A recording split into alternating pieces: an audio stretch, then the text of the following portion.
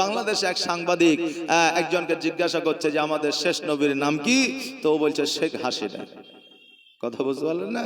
তো বলছে শেখ হাসিনা। অনেক মুসলমান জগতের মধ্যে আছে আমার নবী মুস্তাফা সাল্লাল্লাহু তাআলা আলাইহি ওয়াসাল্লামের নামখানা পর্যন্ত জানে না। বাবারে আজকে দয়ার নবী মুস্তাফা সাল্লাল্লাহু তাআলা আলাইহি ওয়াসাল্লামে যদি দরুদ না পড়ে, আজকে নবীর প্রতি যদি মহব্বত আনতে না পারে, আজকে মসজিদে গিয়ে নামাজ যদি না পড়তে পারে, আজকে যদি রমজান মাসে রোজা না রাখতে পারে, আজকে তারাবি যদি না পড়তে পারে, আপনি যখন মারা যাবেন, আপনি যখন কাল করবে, ওই কবরে আল্লাহর ফেরেশতা তিনটা প্রশ্ন করবে। এক নম্বর প্রশ্ন হলো তোমার রব কে, দ্বিতীয় নম্বর প্রশ্ন হইল তোমার ধর্ম কি, তৃতীয় নম্বর প্রশ্ন হলো তোমার নবী কে। হ্যাঁ বাবা, আজকে এই তিনটা প্রশ্নের উত্তর যদি দিতে পারে আমার নবী মুস্তাফা সাল্লাল্লাহু তাআলা আলাইহি ওয়াসাল্লাম, বাবা আপনার আমার কবরে চলে আসবে, প্রশ্ন করবে তোমার রব কে। আমরা বলবো রব্বি আল্লাহ। তোমার ধর্ম কি? আমি বলবো, আমরা বলবো ইসলাম। বলবে হাজা রাসূল। আমার নবী মুস্তাফা সাল্লাল্লাহু তাআলা আলাইহি ওয়াসাল্লাম যখন কবরে আসবে, ফেরেশতারা জিজ্ঞাসা করবে তোমার নবীকে। আমরা আঙ্গুল দিয়ে দেখাবো আমার নবীকে। আর যারা নবীকে চিনতে পারবে রে বাবা, আমার আল্লাহ তাবারক তাআলা ওই বান্দাকে সুসম্মানে সম্মানিত করে জান্নাতের মধ্যে প্রবেশ করাইবে, জান্নাতি পোশাক পরাইবে, জান্নাতি খাবার দেবে। আর যারা নবীকে চিনতে পারবে না তাদের স্থান জাহান্নামের মধ্যে হবে। বাবাজি ভাইরা, আজকে জগতের মধ্যে যদি নবীর সঙ্গে প্রেম ও মহব্বত যদি রাখতে না পারি, আজকে জগতের মধ্যে নবীর শানে দরুদ পড়তে যদি না পারি, আজকে জগতের মধ্যে আজকে নবী মুস্তাফা সাল্লাল্লাহু তাআলা আলাইহি ওয়াসাল্লামের শানে সালাতু সালাম যদি পড়তে না পারি, ওই কবরে নবী চেনা যাবে না। আজকে জালসায় যাইয়া মেলাতে ঘুরলে বাবা নবী চেনা যায় না, জালসায় যাইয়া মেলাতে ঘুরলে বাবা নেকি পাওয়া যায় না। আজকে জালসায় যাইয়া রং বেরঙের জিনিস কিনলে বাবা নেকি পাওয়া যায় না। এই জালসার উদ্দেশ্য হলো দুয়ার মাহফিল, আমরা দুয়ায় শামিল হলাম না। আমাদের জীবনে নেকি করতে গিয়া গুনার ভাগটা বেশি হয়ে যাবে, নাকি বলেন? সে জালসা হোক আর যাই হোক, মেলা যদি বসে, ওই মেলায় ঘোরাঘুরলি করলে নেকি হয় নাকি? জি হয়, নেকি হবে না। বেরাদার মিল্লাত ইসলামিয়া। তবে বাবা আমি বলবো যারা মেলায় ঘুরছেন, গুনাহ না করে, জীবনে অনেক গুনাহ করেছেন, আর গুনাহ না করে মাহফিলে একটু বসেন, এসে একটু দোয়া করবেন। আর আপনার আব্বা চলে গেছে, আপনার মা চলে গেছে, আপনার নানা চলে গেছে, আপনার নানি চলে গেছে, আপনার দাদা গেছে, দাদি গেছে, আত্মীয় স্বজন কেউ না কেউ পৃথিবী থেকে বিদায় নিয়েছে। আর তোমার দোয়া আল্লাহর দরবারে যদি কবুল হয়ে যায়, তোমার আত্মীয় স্বজন কবরের মধ্যে জান্নাতের মধ্যে থাকবে। জোরে বলেন সুবহানাল্লাহ। এমন কোন বাড়ি আছে যেই বাড়িতে কেউ মারা যায়নি? এইরকম কেউ বলতে পারবে? পারবে না। বেরাদার, আজকে আমার বাড়িতে আপনার বাড়িতে মারা গেছে, কালকে আমাকে এবং আপনাকেও মারা যেতে হবে। হ্যাঁ বাবাজি ভাইরা, এই পবিত্র রমজান মাসে আমরা অনেকে অনেক রকমের প্রশ্ন নিয়ে এসে হাজির করি, অনেক রকমের আমরা সমস্যা নিয়ে এসে হাজির করি। বলে হুজুর গো, আমি ভোর রাত্রে খাবার খাইতে পারিনি, আমি ভোর রাত্রে উঠতে পারিনি, আমার রোজাটা হবে কি হবে না? হ্যাঁ বাবাজি ভাইরা, আপনি যদি ঘুম থেকে উঠতে না পারে, আর যদি আপনি সেহরি খাইতে না পারে, আজকে আপনার রোজা হয়ে যাবে। বাবারা, সেহরি খাইলে একটা নেকি পাওয়া যায়, সেহরি খাওয়া হলো আমার নবীর সুন্নাত। বাবাজি ভাইরা, আজকে আমার আল্লাহ তাবারক তাআলা কত বড় নিয়ামত রমজান মাসে দিয়েছে একবার দেখা। আজকে আমরা অন্যান্য মাসে যখন আমরা খাবার খাই, সেটা হয় সকালের খাবার, সেটা হয় দুপুরের খাবার, সেটা হয় রাত্রের খাবার, কিন্তু পবিত্র রমজান মাসে যখন আমরা ভোর রাত্রে খাবার খাই, সেই খাবারটার নাম রেখে দেওয়া হয়েছে সেহরি। আমরা যখন সন্ধ্যাবেলায় খাবার খাই, ওই খাবারটার নাম দিয়ে রেখে দেওয়া হয়েছে হয়েছে ইফতার। আজকে বাবাজি ভাইরা আমরা যখন সকালবেলায় সেহরিটা খাই, ওই সেহরিটা খাওয়ার কারণে আমাদের পেট পূরণ হয়, খিদা নিবারণ হয়, ওইদিকে আল্লাহর দরবারে আমাদের জন্য নেকির খাতায় নেকি লিপিবদ্ধ হয়ে যায়। আমরা যখন সন্ধ্যাবেলায় ইফতার করি রে বাবা, ইফতারের সময় আমরা যখন ইফতার নিয়ে বসে থাকি, আল্লাহর দরবারে দোয়া করি, আমার আল্লাহ তাবারাক তাআলা বলে, হে ফেরেশতা শোনো রে, এই দেখো আমার বান্দারা সম্মুখে ইফতার নিয়ে বসে আছে, আমি যতক্ষণ পর্যন্ত অর্ডার না দিব, আদেশ না দিব, আজকে আজানে ধরে যতক্ষণ পর্যন্ত না হবে ততক্ষণ পর্যন্ত আজকে আমার বান্দা বান্দি একটা খেজুর খাওয়া তো দূরের কথা, একটু পানি পর্যন্ত পান করবে না। এত পিপাসা লেগেছে, বুকটা যেন শুকিয়ে গেছে, কলিজা যেন শুকিয়ে গেছে, তবু আমি আল্লাহ আমার ভয়ে পানি পান করে না। আল্লাহ যে সময়সীমা, আল্লাহ যে টাইমটা দিয়েছে, ওই টাইমটা যতক্ষণ পর্যন্ত পূর্ণ না হবে ততক্ষণ পর্যন্ত আমরা বাবা ইফতার করি না। আর ইফতার নিয়ে যতক্ষণ পর্যন্ত আমরা সময়ের জন্য অপেক্ষা করি, আমার আল্লাহ তাবারাক তাআলা বলে, এই আমার ফেরেশতারা আজকে আমার বান্দা বান্দিরা সময়ের জন্য অপেক্ষা করতেছে, এই সময়ের জন্য অপেক্ষার সময়ে আমার বান্দা বান্দির জীবনের সমস্ত গুনাহ খাতা গুলো মাফ করে দে। জোরে বলেন সুবহানাল্লাহ। এই পবিত্র রমজান মাসে প্রথম 10 দিন আমরা যদি আমার নবী মুস্তাফা সাল্লাল্লাহু আলাইহি ওয়াসাল্লাম প্রথম কলেমা লা ইলাহা ইল্লাল্লাহু মুহাম্মাদুর রাসূলুল্লাহ সাল্লাল্লাহু তাআলা আলাইহি ওয়াসাল্লাম 100 বার করে যদি পড়ি, আমার আল্লাহ তাবারাক তাআলা বলে, বান্দারে আজকে আমার নবীর কালেমা 100 বার করে পড়ার কারণে আমি আল্লাহ তাবারাক তাআলা কাল কিয়ামতের দিনে তোমাকে আমি জান্নাতবাসী করব। জোরে বলেন সুবহানাল্লাহ। ও বাবাজি ভাইরা, আমরা যখন অন্যান্য মাসে কোরআন তেলাওয়াত করে একটা আয়াত পড়লে 10টা করে নেকি পাওয়া যায়, পবিত্র রমজান মাসে যখন আমরা কোরআন একটা আয়াত পড়ব 70টি করে নেকি পাবো। জোরে বলেন সুবহানাল্লাহ। তারপরে অন্যান্য মাসে ফরজ নামাজ পড়লে যতটা সব পাওয়া যায়, পবিত্র রমজান মাসে নফল নামাজ পড়ে তাই ফরজের সমতুল্য নেকি পাওয়া যায়। জোরে বলেন সুবহানাল্লাহ। আল্লাহ তাবারাক তাআলা জগতের মধ্যে একটা কিতাব দিয়েছে, যেই কিতাবটার নাম হলো আল কোরআন। যেই কোরআন পড়লেও নেকি হয়, যেই কোরআন শুনলেও নেকি হয়, যেই কোরআন বাড়িতে রাখলেও নেকি হয়, যেই কোরআন মসজিদে দান করলেও নেকি হয়, যেই কোরআন মাদ্রাসায় দান করলেও নেকি হয়, যেই কোরআন তালবে ইলমকে দান করলেও নেকি হয়, ওই কোরআন আল্লাহ তাবারাক তাআলা জগতের মধ্যে দিয়েছে। আজকে এই পবিত্র কোরআন যখন মানুষ তেলাওয়াত করে, শুনতে এত সুমধুর লাগে, শুনতে এত ভালো লাগে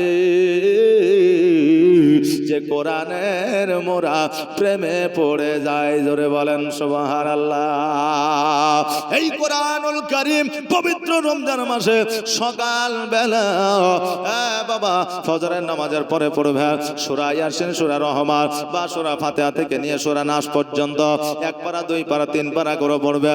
আপনি কোরআন পড়ে নেকি পাবেন, এটা তো ঠিকই। আপনি কোরআন পড়লে আপনার নেকির খাতায় নেকি লিপিবদ্ধ হবে, এটা ঠিকই। কিন্তু আপনি যতক্ষণ পর্যন্ত কোরআন পড়বেন ততক্ষণ পর্যন্ত আপনার পিতামাতা, আত্মীয় স্বজন এদের কবরে নেকি পৌঁছাতে থাকবে। আর আপনার কোরআন তেলাওয়াতের কারণে আমার আল্লাহ তাবারাক তাআলা আপনার আত্মীয় স্বজনকে জান্নাতবাসী করবে। জোরে বলেন সুবহানাল্লাহ। এই জন্য পবিত্র রমজান মাসে বেশি বেশি করে কোরআন তেলাওয়াত করবেন। ইফতারের পরে যদি সময় পান কোরআন তেলাওয়াত করবেন, যদি সময়টা না পান তারাবি পড়বেন। তারাবি পড়ার পরে নইলে 1 পারা পড়ে তারপরে আপনি বিছানায় যাবেন। সকালবেলা আবার পুনরায় ফজরের নামাজের পরেও পড়তে পারেন, আগেও পড়তে পারেন। রমজান মাসে যত বেশি বেশি করে আমল করবেন, বেশি বেশি করে নেকি পাওয়া যাবে। তবে সব চাইতে বেশি সবের কাজ হলো লাইলাতুল কদরের রাত্রিতে ইবাদত করা আর আল্লাহর কোরআন তেলাওয়াত করা। জোরে বলেন সুবহানাল্লাহ।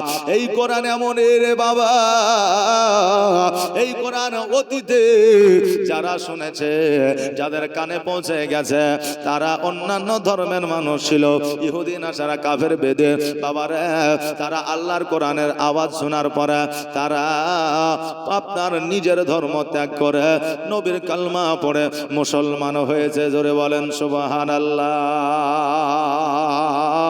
কোরআন আমার নবী মুস্তাফা সাল্লাল্লাহু তাআলা আলাইহি ওয়াসাল্লাম তেলাওয়াত করেছে। এখনো পর্যন্ত মোবাইলে বলে, আর জালসায় বলে, আর বাবা হাজী সাহেব বলে, আর বাবা মুসল্লি বলে, ইমাম সাহেব বলে, যখন কোরআন তেলাওয়াত করে ওই কোরআনের আওয়াজটা যখন কানের মধ্যে আসে মনে হয় আমাদের শরীরের মধ্যে একটা নতুন কিছু যেন আপনার আসলো আল্লাহর তরফ থেকে, আমাদের শরীরের প্রতি যেন রহমত বর্ষিত হইল। জোরে বলেন সুবহানাল্লাহ। কোরআনের আওয়াজ শুনলে দেখবেন মনটা বাবা শীতল হয়ে যায়। আর কোরআন যখনই শুনবেন তখনই ভালো লাগে, না লাগে না? যে কোরআনের আয়াত বাবা কোনোদিন পুরনো হয় নাই, কারো কাছে হবে না, কিয়ামত পর্যন্ত হবে না। জোরে বলেন সুবহানাল্লাহ। এই জন্য পবিত্র রমজান মাসে বেশি বেশি করে কোরআন তেলাওয়াত করবেন। বাবাজি ভাইরা, আমরা যখন রমজান মাসে রোজা করব, তারাবি পড়তে যাব, অনেকে চিন্তা করে আমি তো তারাবি পড়তে যেতে পারি না, আমার রোজাটা কি হবে, আমার রোজাটা কি হবে। অনেক বাপজিরা আছে বাবা বিড়ি খাওয়ার জন্য রোজা রাখে না, অনেকে আছে খিদা সহ্য করতে পারে না বলে খিদা আপনার রোজা রাখে না, অনেকে আছে তারাবি পড়তে যেতে পারে না বলে রোজা রাখে না। আছে না নাই? আচ্ছা বাবারে, তারাবিটা হলো আলাদা, রোজা হলো আলাদা। রোজাটা হলো আমাদের জন্য ফরজ। আপনি রোজা রাখবেন, যদি তারাবিতে পৌঁছাতে না পারে এই জন্য আপনার রোজা হবে না, এটা নয়, এটা নয়, আপনার রোজা হয়ে যাবে। কিন্তু তারাবিতে যদি আপনি না যান, আপনি যে নেকি আপনি অধিকারী হইতে অতটা নেকি আপনি পাবেন না। তবে কারণবশত যদি আপনি তারাবিতে যাইতে না পারে আপনার রোজা ভঙ্গ হয়ে যাবে, এটা কোনো মশলা মাসাইল নয়। বাবাজি ভাইরা, আপনি আমি চেষ্টা করব তারাবিতে যাওয়া। বাচ্চা কাচ্চা ছোট ছেলেরা তারাবিতে যায় না, যায় না? তারাবিতে যায়, তাদেরকে সহানুভূতি দিবে, তাদেরকে আপনি বেশি বেশি করে মসজিদে নিয়ে আসার জন্য আগ্রহ দেখাবে। মসজিদে গেলে তাদের একটু যত্ন নিবে। বাবারে, আপনি আমাকে বলতে পারেন হুজুর গো, পবিত্র রমজান মাসে বাচ্চা কাচ্চারা মসজিদে আসে, নামাজ ভঙ্গ করে দেয়, লাফালাফি করে, মারামারি করে, হুড়াহুড়ি করে, যে এরকম হয় কি হয় না?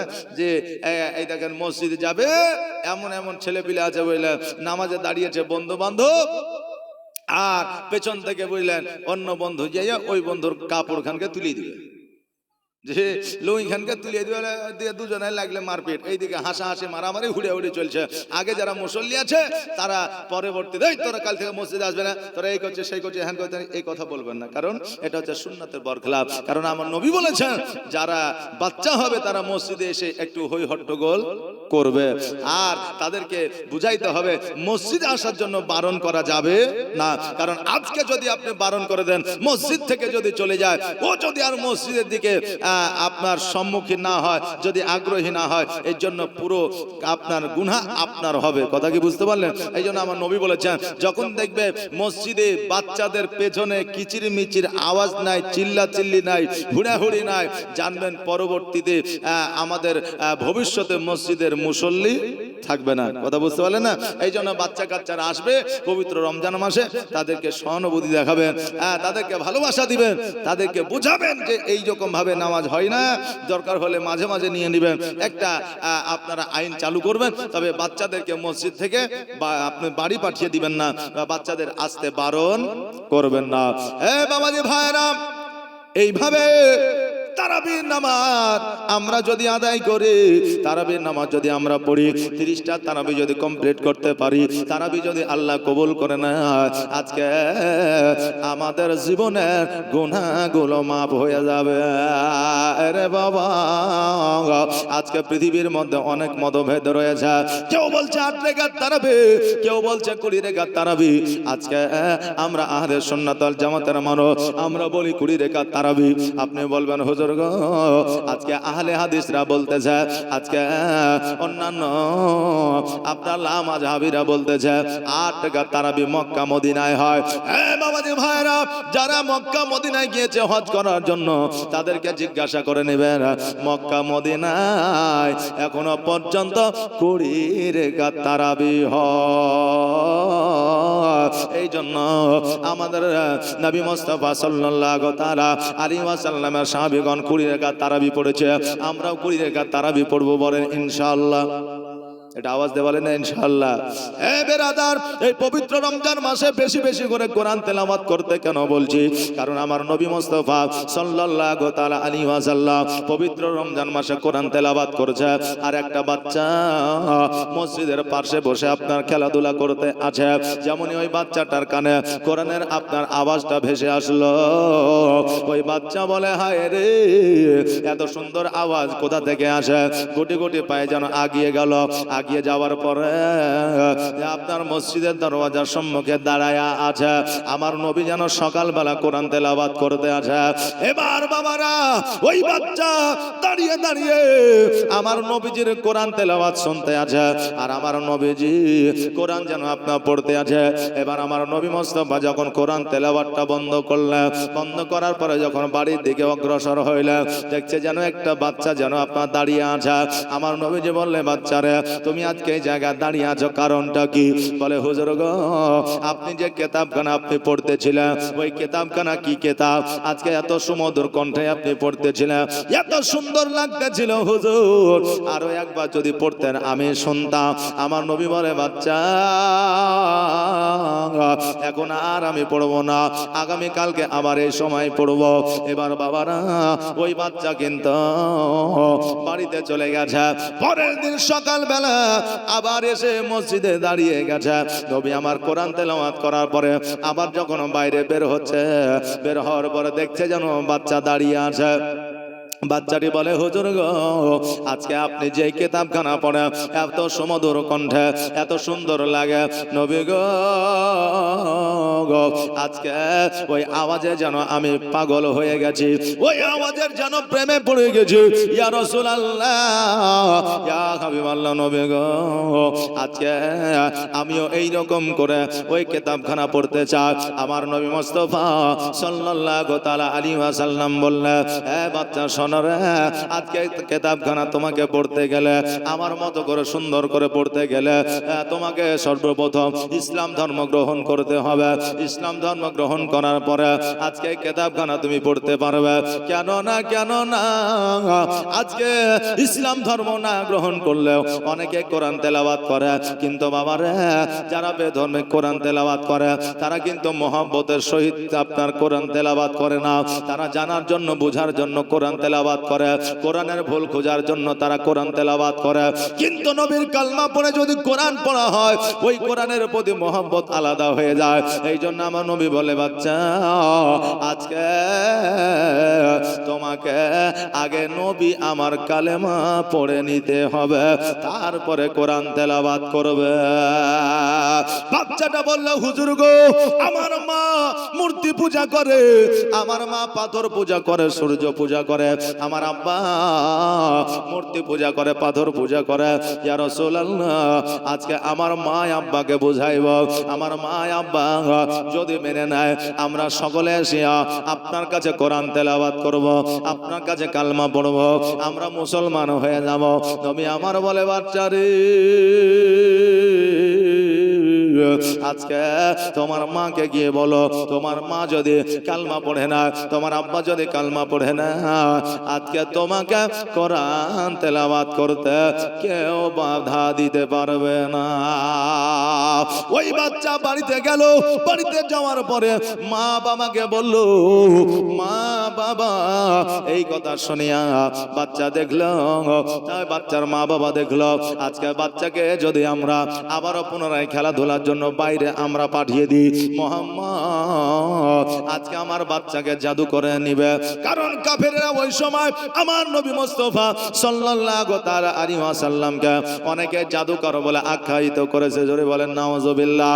এবার ওই বাপ মা কিন্তু বাচ্চাকে বন্দি করে দিল।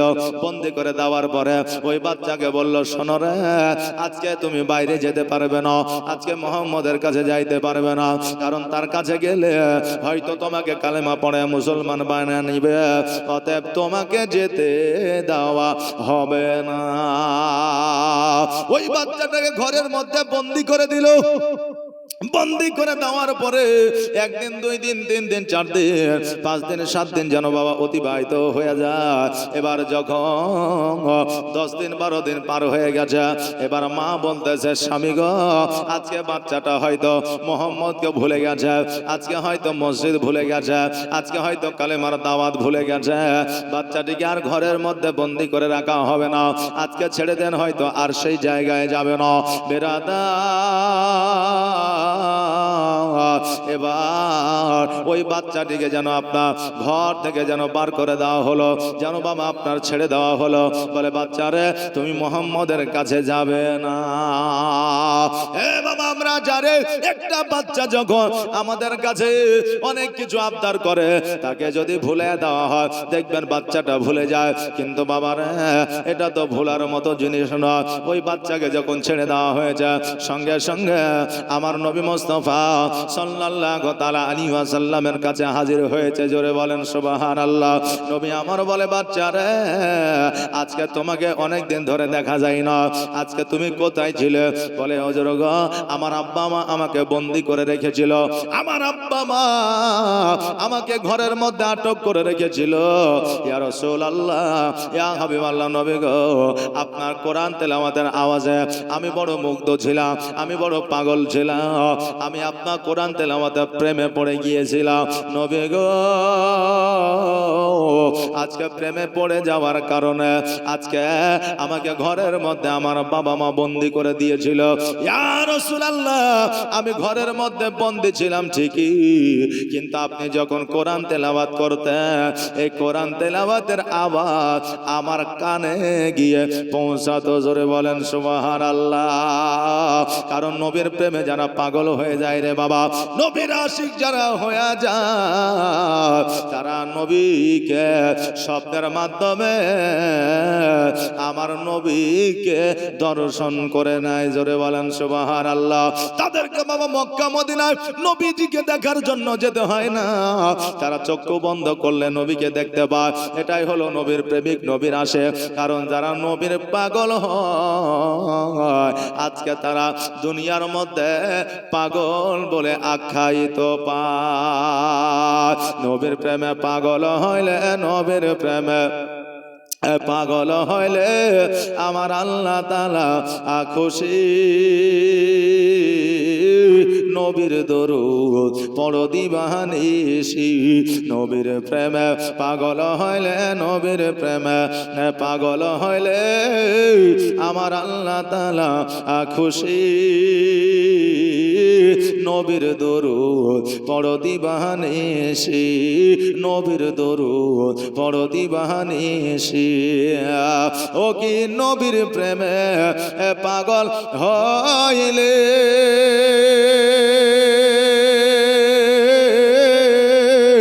আমার আল্লাহ তাআলার দিদার মিলে গো। জোরে বলেন সুবহানাল্লাহ। ও কি নবীর প্রেমে পাগল হইলে আমার আল্লাহ তাআলার দিদার মিলে গো। থাকো যদি যদ বাহালে, থাকো যদি যদ বাহালে, হইয়া প্রেম ও দাসী। নবীর দরুদ পড়ো দিবানিশি, নবীর প্রেমে পাগল হইলে, নবীর প্রেমে পাগল হইলে আমার আল্লাহ তাআলা খুশি। নবীর দরুদ পড়ো দিবানিশি, নবীর দরুদ পড়ো দিবানিশি। আল্লাহুম্মা সাল্লাল্লাহু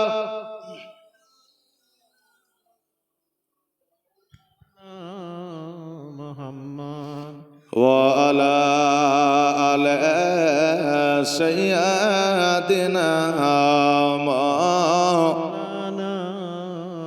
মোহাম্মদ।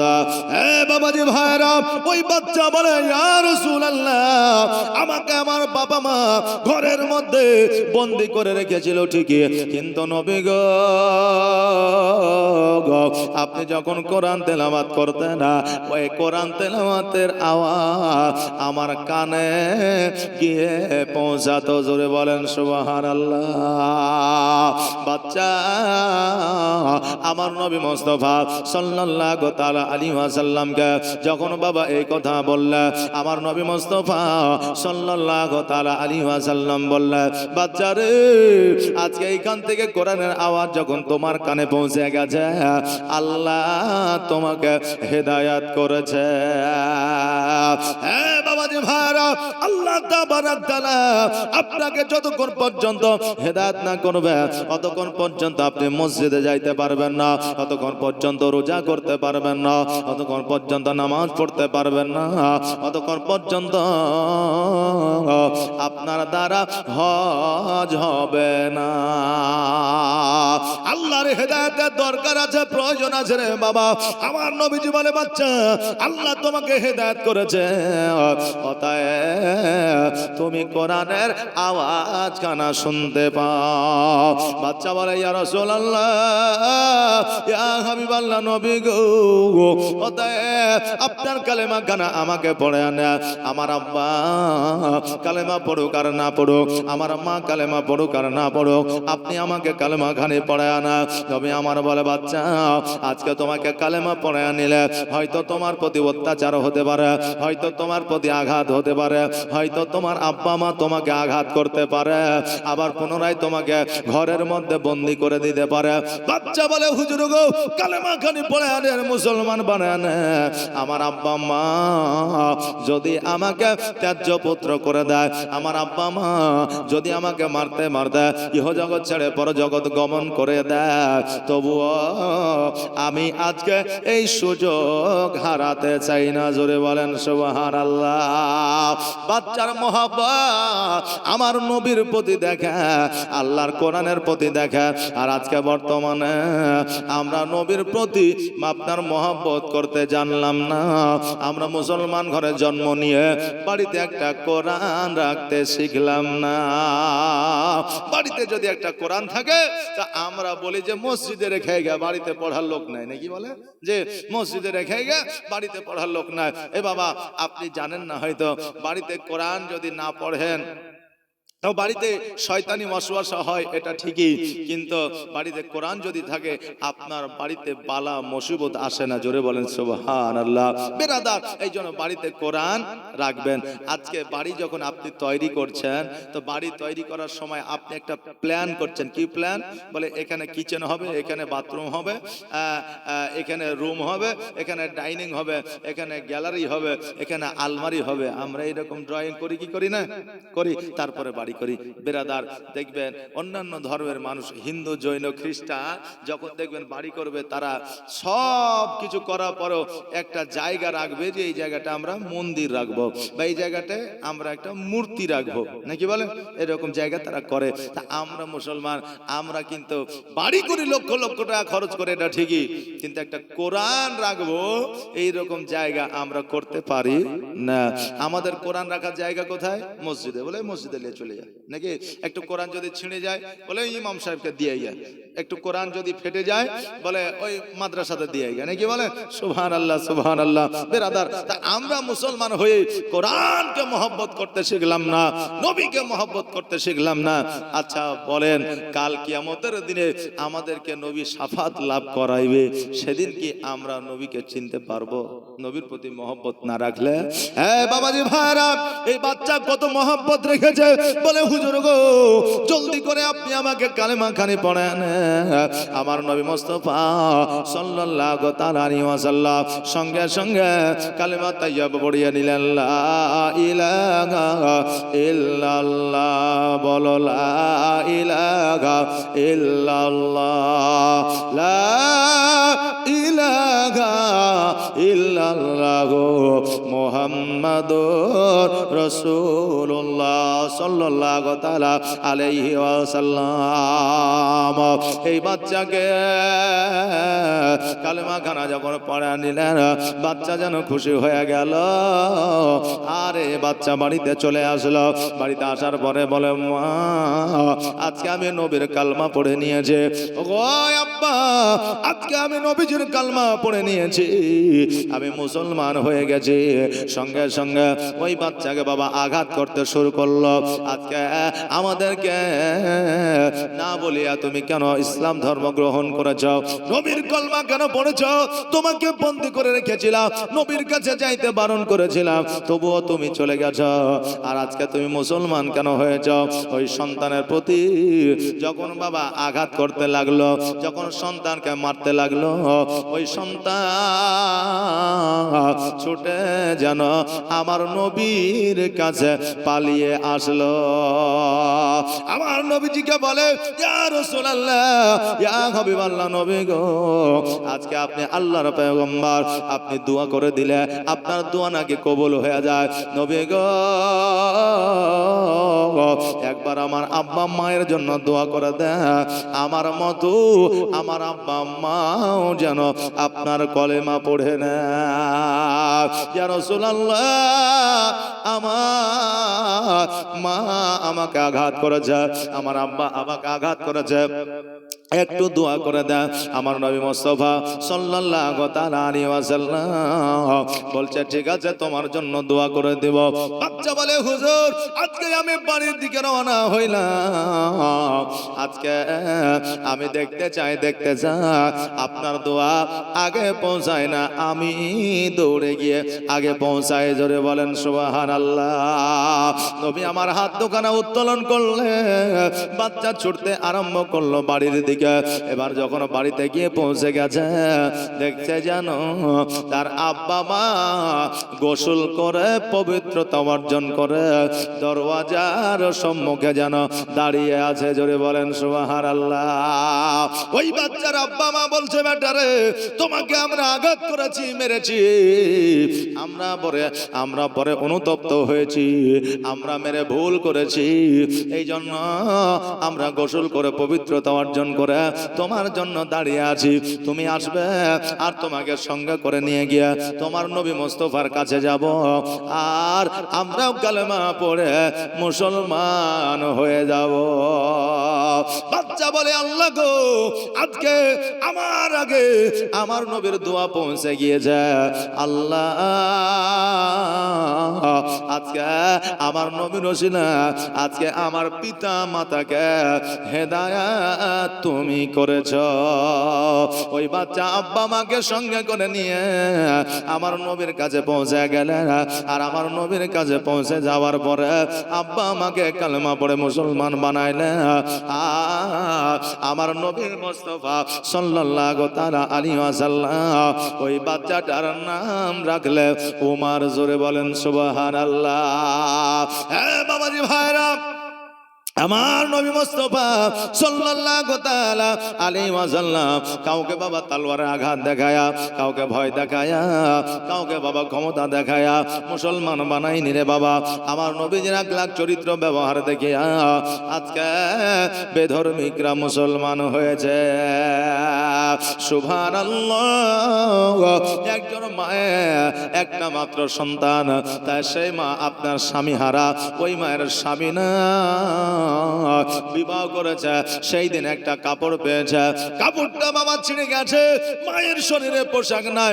বাচ্চা 8 বছরের সন্তান, ওই বাচ্চাকে বলল, বাচ্চারে আজকে আমি বেইজ্জত হয়ে যাব, বাইরে যেতে পারবো না, বাইরে যাওয়ার মতো আমার পরিস্থিতি না।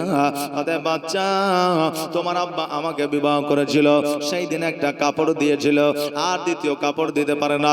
তোমার আব্বা ইন্তেকাল করে গেছে, কেউ কেউ আমাকে কাপড় দেওয়ার মতো ছিল না। এই কাপড়টা আর কতদিন চলবে? কারণ একটা কাপড় বাবা বেশি দিন চলে না। কাপড়ে পচন ধরে না, ধরে না? ধরে। বেশি দিন বাবা কাপড় চলে না, এই জন্য কাপড়টা পচে গেছে, ছিঁড়ে গেছে, আর দ্বিতীয় কাপড় পরার মতো নয়। আমি কতদিন পর্যন্ত ঘরের মধ্যে থাকবো? রুজি রোজগারের ব্যাপার আছে। ওরে বেটা, তোমাকে আমি বলতেছি, তোমার মায়ের ইজ্জত বাঁচানোর জন্য আজকে তুমি আমাকে একটা কাপড় এনে দাও। ওই বাচ্চা বলে, মা আমি উপার্জন করি না, রোজগার করি না, কার কাছে যাব, কোথায় যাব, কাপড় কোথায় পাবো? বলে তোমার ফুফু আছে, তোমার ফুফুর কাছে চলে যাও। আজকে তোমার চাচা আছে, তোমার চাচাদের কাছে চলে যাও, নিশ্চয় কেউ না কেউ একটা কাপড় দেবে। ওই বাচ্চা ফুফুর কাছে গিয়ে পৌঁছালে, ফুফুর কাছে যাওয়ার পরে বলে, ফুফু যা, আমার মায়ের শরীরে কাপড় না, একটা কাপড় যদি দেন আমি বড় উপকৃত হব। ফুফু আপনার দূর দূর করে দাঁড়ায় দিল, বলে পোশাক তো হবে না, কাপড় হবে না, আজকে তোর বাপ জগতের মধ্যে না, আর তোমার বাপ, তোর বাপ যেহেতু না, তোদের সঙ্গে আমাদের কোনো সম্পর্ক নাই। চাচার কাছে গেল, চাচাও দূর দূর করে দাঁড়ায় দিল, আজকে ওই চাচাও একটা পোশাক দিল না। বাবারে, আজকে বর্তমানে দেখা যায় যে একজন বড় দুশ্মন একজন ভাই অপর ভাইয়ের জন্য হয়। আপনার আমার ঝামেলা অন্য কারোর সঙ্গে হয় না, কোন পরলোকের সাথে হয় না।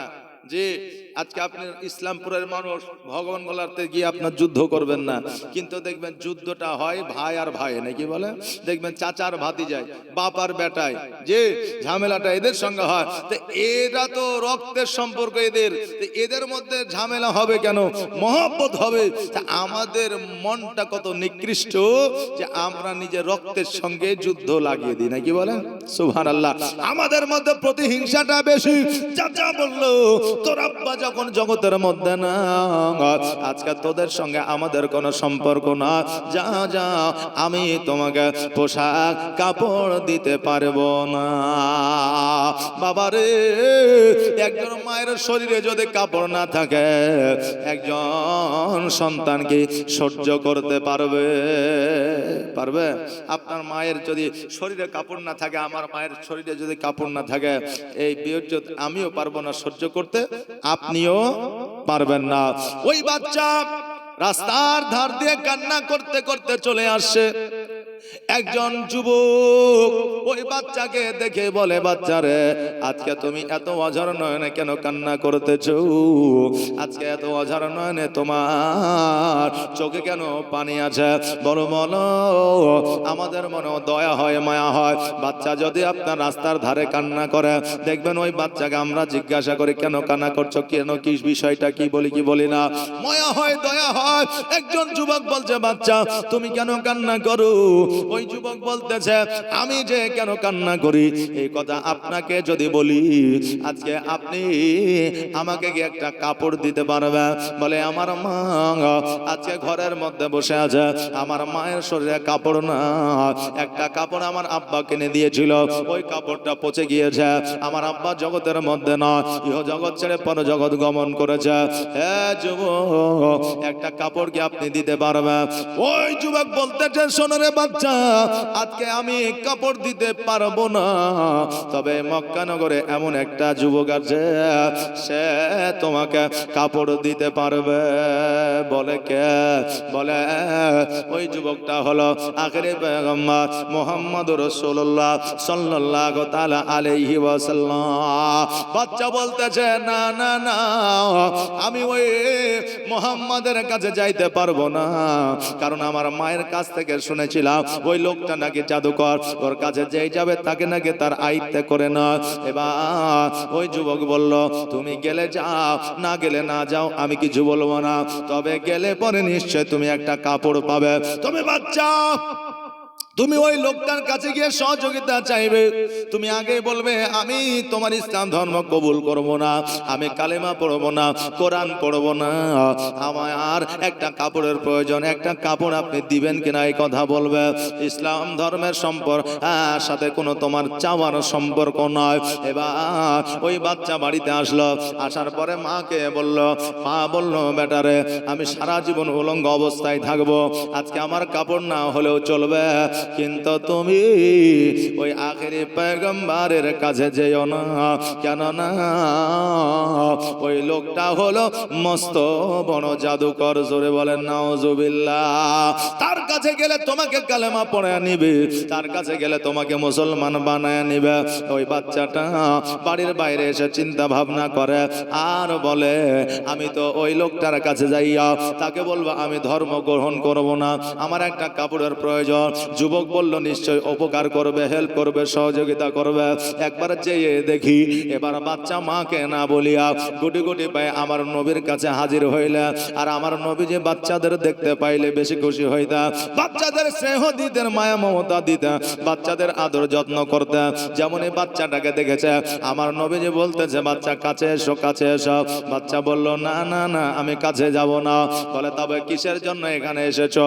বলে শোনো গো, আমার মা উলঙ্গ অবস্থায় ঘরের মধ্যে বসে আছে, আমার মা, আমার মায়ের একটা কাপড় প্রয়োজন, আজকে মায়ের কাপড়ের ব্যবস্থা করে দিতে আমি পারি না।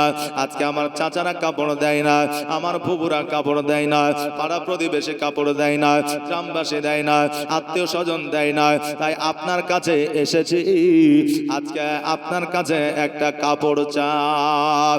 নবী আমার বললে বাচ্চা নিশ্চয় আমি তোমাকে কাপড় দেব, কারণ একজন মহিলার ইজ্জত আমার কাছে সবচাইতে বড়। জোরে বলেন সুবহানাল্লাহ। কেননা আজকে জগতের মধ্যে মহিলাদের কোনো মান ও ইজ্জত সম্মান ছিল না। এই মহিলাদের মান ও ইজ্জত সম্মান কে দিল? আমার নবী মুস্তাফা দিয়েছে। কারণ আজকে একজন নারীর যদি স্বামী ইন্তেকাল করতো, স্বামীর সঙ্গে ওই নারীকে জিন্দা দাফন করে দেওয়া হতো, এই মহিলাদেরকে হাটে বাজারে বিক্রয় করা হতো, মহিলাদেরকে গোলাম করে দেওয়া হতো। আজকে আমার নবী মুস্তাফা সাল্লাল্লাহু তাআলা আলাইহি ওয়াসাল্লাম ওই মহিলাদের হাট বন্ধ করে মহিলাদের মান ও ইজ্জত সম্মান বাড়িয়েছে। জোরে বলেন সুবহানাল্লাহ।